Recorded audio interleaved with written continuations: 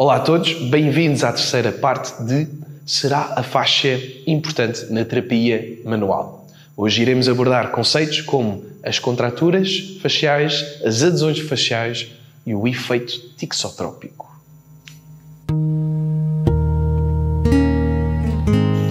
No cerne da maioria das terapias faciais espreita a ideia extremamente vaga de que algo está errado com a nossa fáscia. Esta é explicitamente a grande ideia no modelo que iniciou todo este fenómeno em 1991. O modelo da distorção facial do médico Tipaldos e tem sido extensivamente reciclado. Novamente, o médico Stephen Tipaldos propôs que muitas, se não a maioria das queixas musculoesqueléticas são causadas por deformações da fáscia. E ele acreditava que poderia repará-las com as mãos. A maioria das modalidades modernas baseia-se nisso. E, por sua vez, isso baseia-se em nada. Esta ideia não é ciência facial, mas apenas pura especulação sobre a fáscia. Não há nada sequer próximo de qualquer biologia para sustentá-la. Por isso não pode ser candidata a uma ciência facial potencialmente importante. Não posso enfatizar o suficiente que é apenas uma ideia que alguém teve uma vez. Examiná-la-ei apenas brevemente, porque há tão pouco a examinar. Mas para aqueles que querem aprofundar, existe um artigo formal que critica as distorções faciais de Christoph Thalhammer, que deixaremos na descrição do vídeo. Como exatamente a fáscia pode estar distorcida? Supostamente, a fáscia de algumas pessoas é como o cordame mal mantido de um navio, a cordagem demasiado apertada ou demasiado curtas em alguns espaços, em alguns lugares, sítios do corpo e demasiado solta noutras. Ou talvez esteja presa, ao que chamaremos de adesões, ou irregular, ou desfiada, ou demasiado espessa, ou demasiado fina, etc. Praticamente qualquer ideia que já ouviu sobre o que pode estar errado com a nossa fáscia pode e tem sido incluída no modelo de distorção facial. Mas rigidez e/ou aderências são de longe as principais. Esses termos informais correspondem vagamente aos conceitos técnicos mais precisos de contraturas e adesões. Não há evidência de que essas coisas realmente aconteçam sem patologia franca ou, mesmo que aconteçam, que sejam clinicamente significativas e/ou tratáveis com as mãos habilidosas de alguém. Contratura é certamente um fenómeno real. É o encurtamento patológico do tecido. Por exemplo, a contratura de Dupuytren é uma contratura misteriosa da fáscia da mão.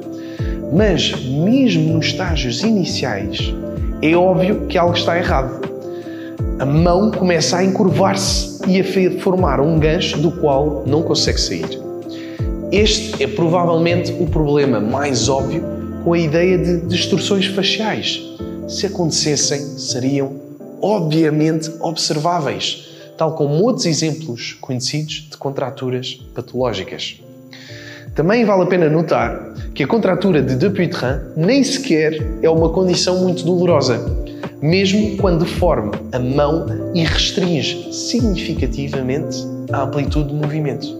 É apenas restritiva. Portanto, a ideia de que contraturas muito menos óbvias são a causa da maioria ou de todos os problemas musculoesqueléticos dolorosos é um grande alcance. A adesão é um pouco mais... O fenómeno da adesão é um pouco mais obscuro que o da contratura. Não há muitas dúvidas de que ocorre. Existem mecanismos claros pelos quais as camadas de tecido conjuntivo ficam pegajosas e tendam a aderir umas às outras, mas é provavelmente trivial ou patológico para além das capacidades dos terapeutas de poder lidar com isto. A ideia de adesões que são importantes para a nossa saúde musculoesquelética e que podem ser tratadas ou libertadas nunca foi validada. A ideia de Ida Rolf sobre a tixotropia é uma noção antiga que ainda é frequentemente citada como explicação para o funcionamento da terapia facial. Ela suaviza a faixa com um efeito tixotrópico. Essa ideia foi proposta por Ida Rolf, fundadora do Rolfing, e o pesquisador da faixa Robert Schlipp menciona que, embora a tixotropia seja uma propriedade curiosa do tecido conjuntivo, não é um efeito terapêutico em si, nem é o mecanismo de um efeito terapêutico. A ideia de que a terapia de massagem é eficaz porque literalmente amolece os tecidos conjuntivos, especialmente a faixa, com um efeito tixotrópico, foi uma ideia que Ida Rolf teve nos anos 70 sobre como o seu método de terapia, chamado Rolfing, supostamente funcionava. E a ideia estava simplesmente errada.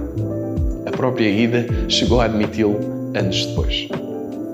A tixotropia é uma propriedade física esquisita e fascinante de certos fluidos corporais viscosos que se tornam essencialmente mais finos quando agitados ou estressados e também se tornam mais moles. Podemos observar facilmente o efeito tixotrópico na areia à beira d'água. Se calhar é a melhor analogia que consigo vos dar. Quando simplesmente pisamos a areia, ela começa a liquefazer-se nessa zona em que está perto do mar. Precisamente no corpo humano, fluidos tixotrópicos incluem o líquido sinovial nas articulações, o muco, o sêmen e a substância gelatinosa e mal nomeada, do meu ponto de vista, que chamamos de substância fundamental, que é a substância em que as fibras de colagênio de tecido conjuntivo estão embutidas como pedaços de coco numa gelatina. Essa gelatina é precisamente a substância fundamental que tem esse efeito tixotrópico. E, portanto, a substância fundamental é a substância tixotrópica mais abundante no corpo humano. Como terapia, a teoria da tixotropia é que a massagem deixa mais flexível os nossos doentes ao induzir um efeito tixotrópico nos seus tecidos conjuntivos. Em particular, Ida Rolf usou a tixotropia para explicar as libertações faciais. No entanto, estudos recentes parecem indicar que a aplicação de pressão temporária, como a pressão aplicada durante uma sessão de libertação miofascial, seria improvável de causar mudanças permanentes nos tecidos através de tais efeitos passivos. O que torna essa substância pegajosa e viscosa precisamente uma família de moléculas de carboidratos, ou de carboidratos, de hidratos de carbono, se preferir, que são os glicosaminoglicanos, também conhecidos como a molécula do reino. Pensem em qualquer monstro de filme com toneladas de saliva fibrosa, são precisamente isso, os glicosaminoglicanos. E faço este parêntese porquê? Porque precisamente estes glicosaminoglicanos suspeitas-se que sejam eles os responsáveis pelo efeito tixotrópico. No entanto, a tixotropia é um fenómeno menor, lento e temporário. E a faixa é demasiado resistente para ser alterada rapidamente ou facilmente. As folhas faciais são incrivelmente resistentes e não é possível alterar a sua densidade ou o seu arranjo de forma rápida ou fácil. Além disso, a tixotropia não é suficientemente rápida para explicar os efeitos relativamente rápidos e dramáticos nos tecidos que são supostamente observados pelos terapeutas após a mobilização de faixa que fazem. O Dr. Schlipp menciona que quantidade de tempos muito longas ou forças significativamente maiores seriam necessárias para a deformação permanente dos tecidos conjuntivos densos como a faixa. Portanto, enquanto a tixotropia pode ser um conceito interessante no contexto da terapia facial, é importante reconhecer as suas limitações e a robustez dos tecidos conjuntivos densos que compõem a faixa. A ideia de que a massagem ou outras formas de terapia manual possam rapidamente alterar a estrutura da faixa não é apoiada pelas evidências científicas atuais que temos à nossa disposição.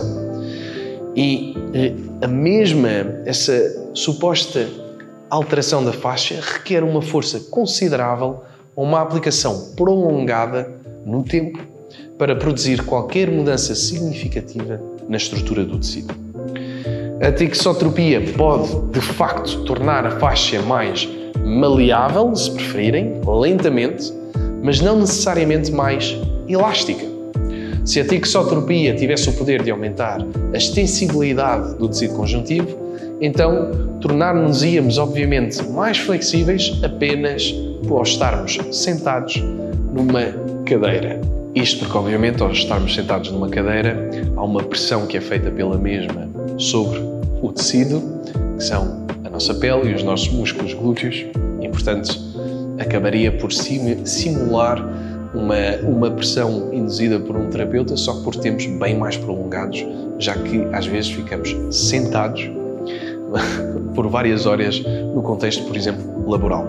E, portanto, se realmente a faixa fosse extensível a esse ponto, mal ficássemos várias horas sentados, ficaríamos, desculpem a expressão, mas com o rabo completamente deformado, o que não é o caso, felizmente.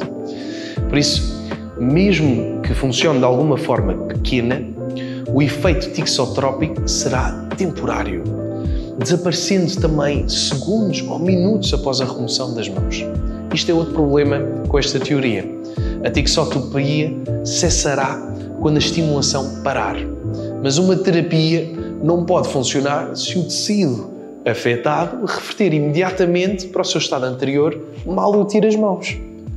O Dr. Sleep chama isso de problema de reversibilidade. O efeito tixotrópico é simplesmente um efeito menor.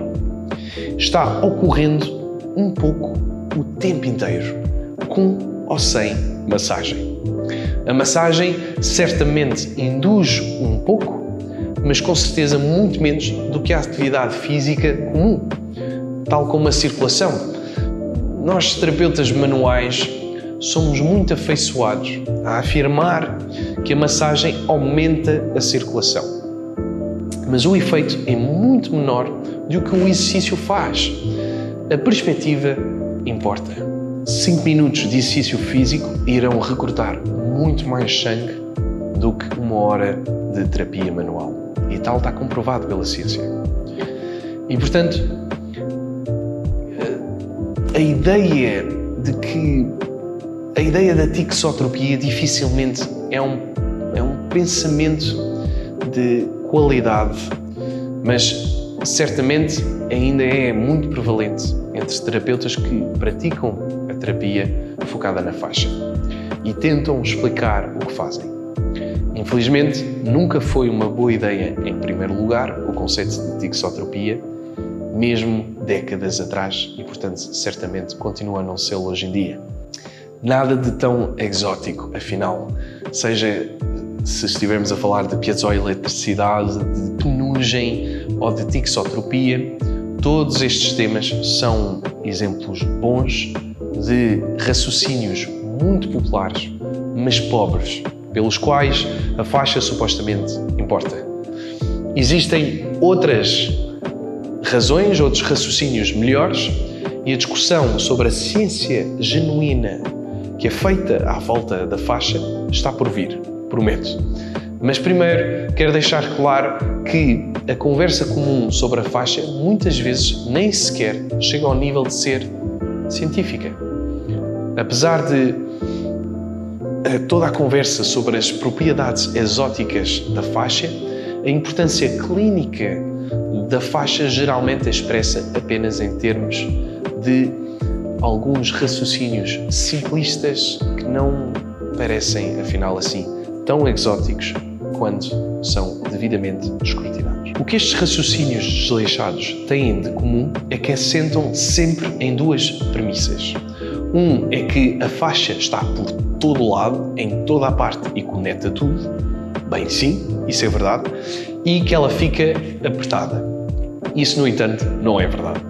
Um tema forte, portanto, na terapia facial é a ênfase que se dá à interconectividade da anatomia através da faixa, sempre fazendo o ponto de que puxar qualquer parte da faixa afeta o corpo inteiro. Como puxar o canto de uma camisola afeta todos os fios. E esta analogia da camisola, diga-se de passagem, está por todo o lado. A ideia principal da terapia facial é que a substância pode ficar apertada e restritiva como uma roupa com um tamanho muito pequeno e precisa de ser libertada.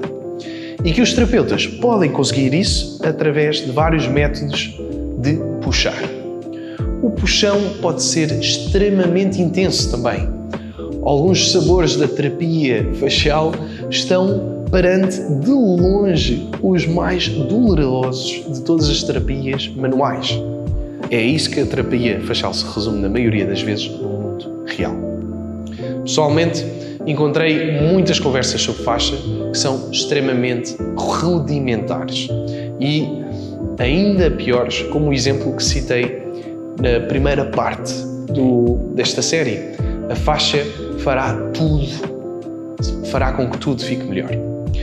Muitos terapeutas são perfeitamente capazes de discutir o tópico de forma um pouco mais inteligente e estudada, é claro. Mas o raciocínio e a comunicação de baixa qualidade sobre a faixa são comuns e preocupantes. E é por isso que é importante fazer este escrutínio que acabo de fazer.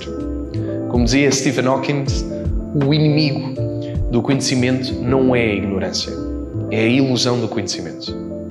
Na próxima parte, iremos até que enfim abordar a ciência um bocadinho mais interessante que é feita à volta da faixa. Espero que tenhas gostado deste vídeo. Se for o caso, deixa um like e subscreva o nosso canal.